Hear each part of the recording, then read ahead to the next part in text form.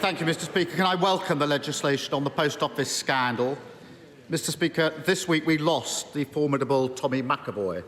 He served his hometown of Rutherglen and the Labour government with loyalty and good humour, and we send our deepest sympathies to his wife, Eleanor, and their family. We also learned that the Right Honourable Member for Maidenhead will be taking her well-deserved retirement. She has served this House and her constituents with a real sense of duty, and her unwavering commitment to ending modern slavery is commended by all of us. We thank her for her service. Is the Prime Minister proud to be bankrolled by someone using racist and misogynist language when he says the member for Hackney North and Stoke Newington makes you want to hate all black women? Mr. Speaker, the alleged comments were wrong, they were racist, and he has now, as I said, the comments were wrong, they were racist. He has rightly apologised for them, and that remorse should be accepted, Mr. Speaker. There is no place for racism in Britain, and the government that I lead is living proof of that.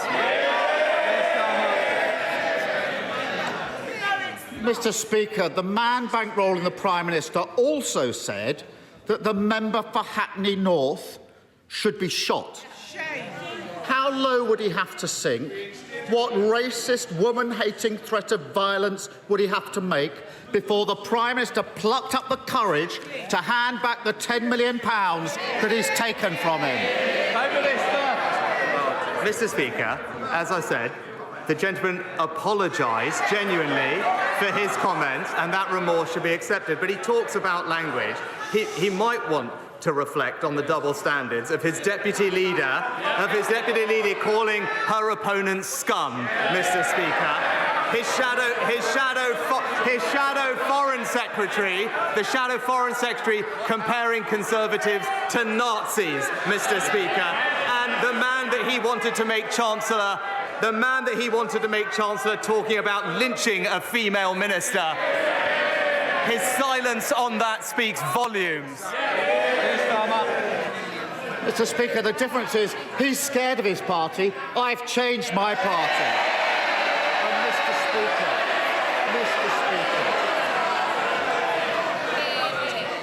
I want to hear both the Prime Minister and Leader of the Opposition. Keir Starmer. 2 weeks ago, the Prime Minister invited himself into everyone's living room at 6 o'clock on a Friday evening. No one asked him to give that speech. He chose to do it. He chose to anoint himself as the great healer and pose as some kind of unifier.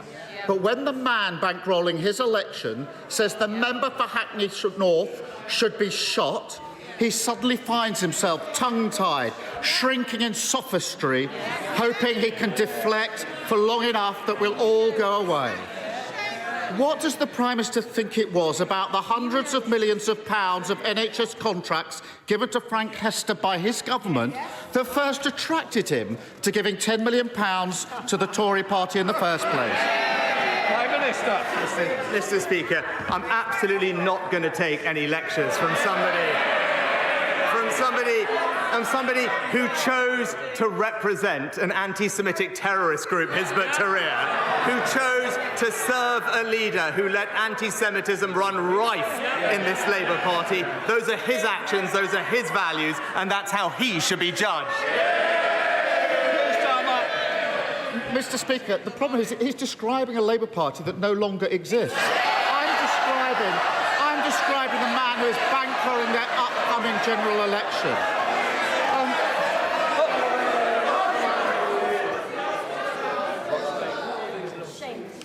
Keir Starmer. They can shout all they like. 2 weeks ago, he marched them out like fools to defend Islamophobia. And now the member for Ashfield is warming up the opposition benches for them.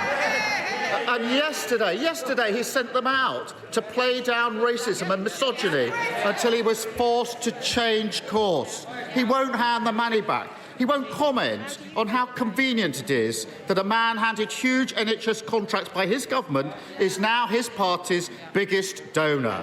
You have to wonder what the point is of a Prime Minister who can't lead and a party that can't govern. And, Mr. Speaker, national insurance contributions fund state pensions and the NHS. So is the Prime Minister's latest unfunded £46 billion promise to scrap national insurance going to be paid for by cuts to state pensions or cuts to the NHS? Prime Minister. So, Mr. Speaker, I'm glad he's brought up the budget. It's about time that he spoke about his plans, because what have we heard, Mr. Speaker, from the Shadow Chief Secretary? The Shadow Chief Secretary of the Treasury confirmed. Sorry. Shh. Prime Minister. The Shadow Chief Secretary of the Treasury has confirmed that the Labour Party will not be sticking to the Conservative government spending plans. So we now have a litany of unfunded promises on the NHS, on mental health, on dentistry, on breakfast clubs, and that doesn't even include the £28 billion 2030 eco-pledge that he's still committed to. But what we all know, Mr. Speaker, is that while we're cutting taxes, Labour's unfunded promises mean higher taxes for working Britain. No, Mr. Speaker, the Labour Party will not be sticking to his completely unfunded £46 billion promise. And he thinks he can trick people into believing that, but simply shaking the Tory magic money tree will bring it into existence. Let's be clear. 80% of national insurance is spent on social security and pensions. 20% is spent on the NHS. So he's either cutting pensions or the NHS, or he will have to raise other taxes or borrowing. Which is it, Prime Minister? Mr. Speaker, I know it's not a strong point, but if you actually listened to the Chancellor last week, what he would have seen is NHS spending is going up, Mr. Speaker. It's going up. It's a plan that's backed by the NHS CEO, who says that we're giving her what she needs, and at the same time, we are responsibly cutting taxes for millions of people in work.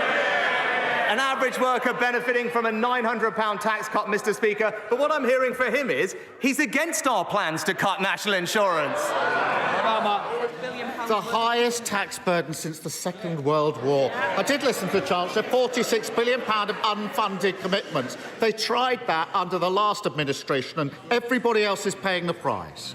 And 2 weeks ago, the Prime Minister promised to crack down on those spreading hate.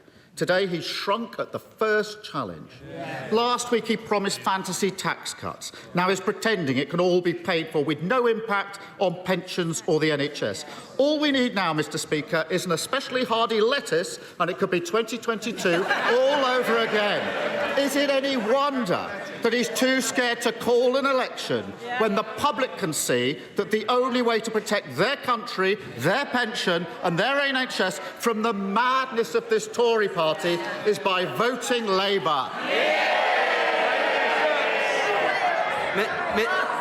Mr. Speaker, again...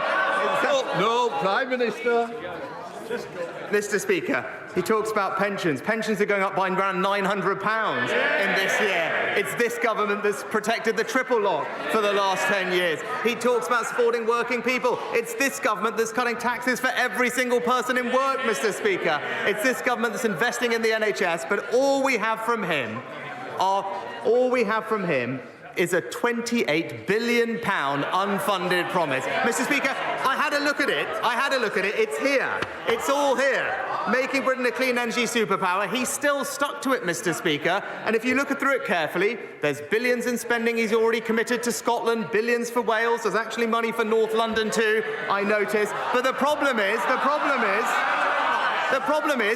none of it is funded. So why doesn't he come clean and tell him under his plans, Britain people's taxes are going up, Mr. Speaker?